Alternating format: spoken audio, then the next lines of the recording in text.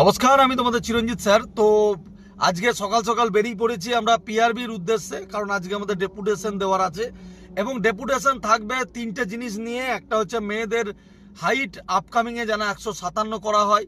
2 নম্বর হচ্ছে যে এমনিতেই ওবিসি কেস নিয়ে 2 বছর নষ্ট করেছে রাজ্যের। এক্ষেত্রে চিন্তা না থাকলে অ্যাজ এ শিক্ষক হিসাবে আমার কিন্তু যাই আসে, তো 1/1/2025 হিসাবে করতে হবে আপকামিংয়ের ভ্যাকান্সির বয়স। আর 3 নম্বর সব থেকে বড় একটা পয়েন্ট হচ্ছে কলকাতা পুলিশে কত গুণ ডাকবে।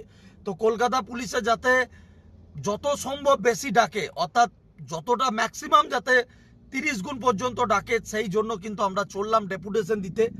এবার যদি আজকের ডেপুটেশনের পরে তো বোঝা যাবে। তো ছাত্রছাত্রীদেরকে এইটুকু বলবো, চিরঞ্জিত স্যার কিন্তু রাস্তায় নামার জন্য তৈরি।